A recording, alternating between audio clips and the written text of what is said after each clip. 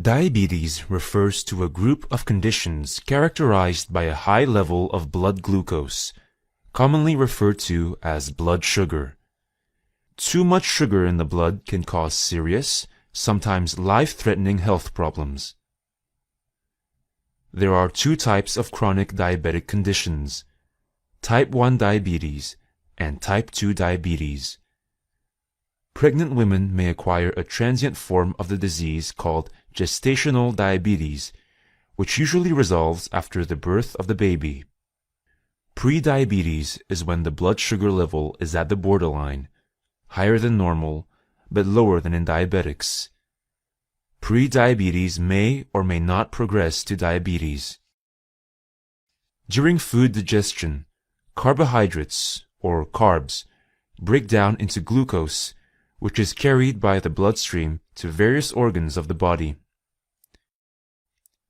Insulin is a hormone produced by beta cells of the pancreas and is necessary for glucose intake by target cells. In healthy people, beta cells of the pancreas produce insulin. Insulin binds to its receptors on target cells and induce glucose intake.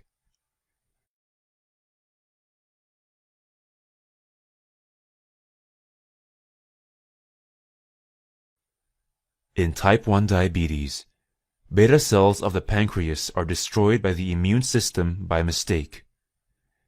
The reason why this happens is unclear, but genetic factors are believed to play a major role. Insulin production is reduced.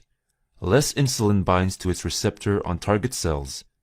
Less glucose is taken into the cells. More glucose stays in the blood. Type 1 is characterized by early onset. Symptoms commonly start suddenly and before the age of 20. Type 1 diabetes is normally managed with insulin injection. Type 1 diabetics are therefore insulin dependent. In type 2 diabetes, the pancreas produces enough insulin, but something goes wrong either with receptor binding or insulin signaling inside the target cells.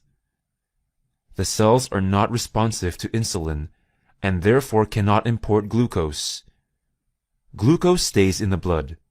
In other words, type 2 diabetics are insulin resistant.